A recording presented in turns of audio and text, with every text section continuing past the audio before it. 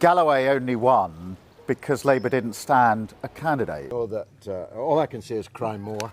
Cry more. I think more. Well, there are accusations going on of ballot stuffing, postal vote fraud, intimidation, bullying. Whether or not those things occurred doesn't matter. You fool. What are you? Are you a student journalist? This is for Gaza. Galloway only won because Labour didn't stand a candidate. I regret that we had to withdraw our candidate and apologise to voters in Rochdale. But I took that decision. It was the right decision. We are at a moment where there's never been more antipathy and lack of trust in mainstream politics. Yeah, and it's a real challenge, and it's a kind of reminder that you need charisma for politics and you need to connect, but you also, I think there's a danger here of drawing the wrong conclusion. So when I say that he's the kind of Nigel Farage of the left, Nigel Farage has never been elected.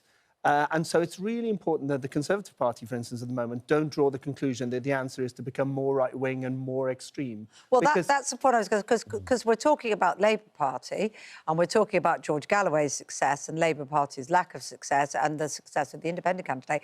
But the Conservatives, the government also lost this by-election as well. But they're just doing it in a quieter way because so much... Yeah, but we've just had weeks of Lee Anderson. And to be honest, George Galloway makes Lee Anderson look like a global diplomat.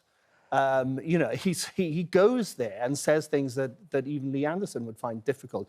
So both parties have been wrestling with their extreme. And there's a lot of people in the Conservative Party at the moment who think that the conclusion is to become more right-wing, and that would be the wrong one. Well, Labour regrets that we weren't able to field a candidate in this by-election, and we apologise to people of Rochdale for that.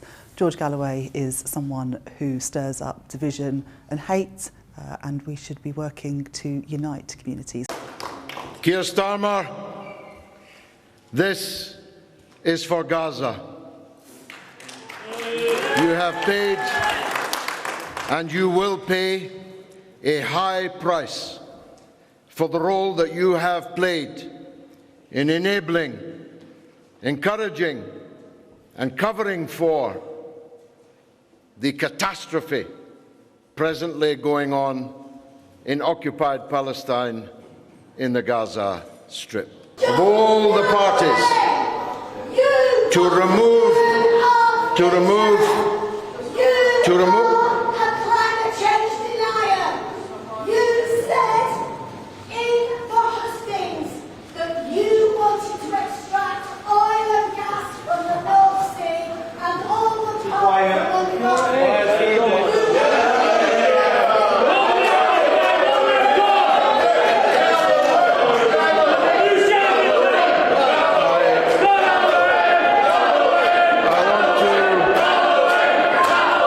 Apart from that circus in Rochdale, lots of circus is putting it nicely. But it was a circus.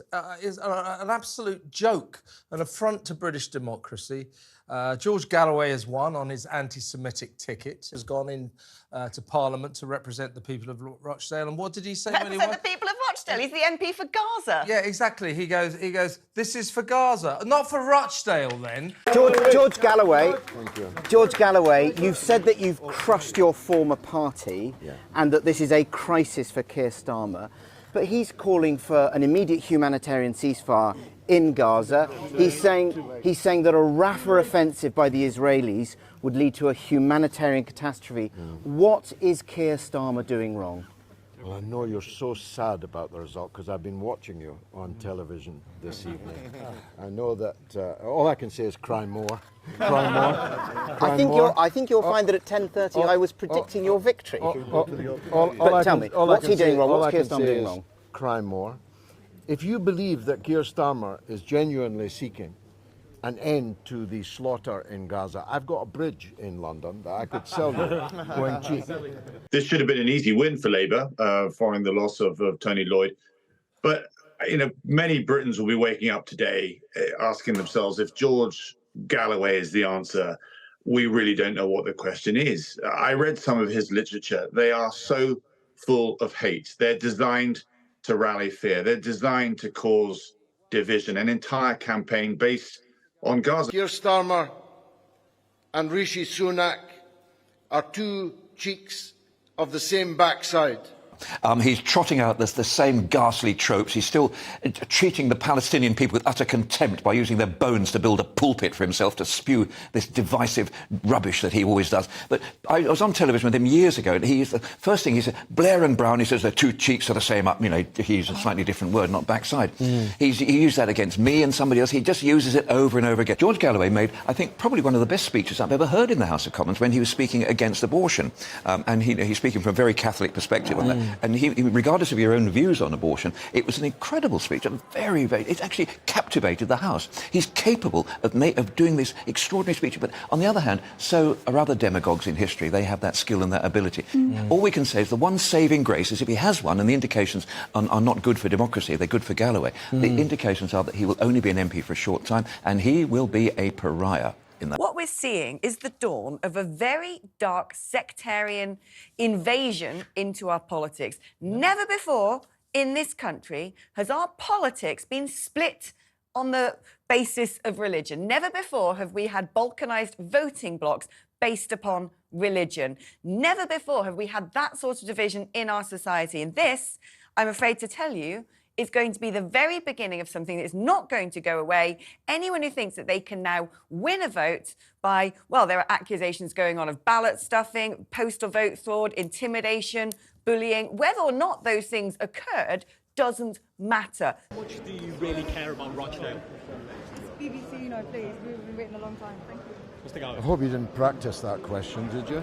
Now. You fool. What are you? Are you a student journalist? Tell us how much you care about Rochdale. Are you a student journalist? No, it's ITV Granada. Please, the people just elected me. You've been accused by Richard Tice of not running a fair and free election. What would you say to Mr. Tice? I'm not sure I want to dignify Richard Tice comments with an answer. He should know, though, that I kept the text on my telephone that he sent me very recently, asking me to be the Reform Party's candidate in a parliamentary by-election. I wouldn't have wanted to publish that, but if he doesn't stop telling lies about me, I'll tell the truth about him. OK, well, we'll let you go, but before we go, do you want to say a quick word of congratulations to George Galloway this morning? I think we'll leave it there. OK, well, Eddie Rees, we appreciate your time. Thanks very much. Thank you.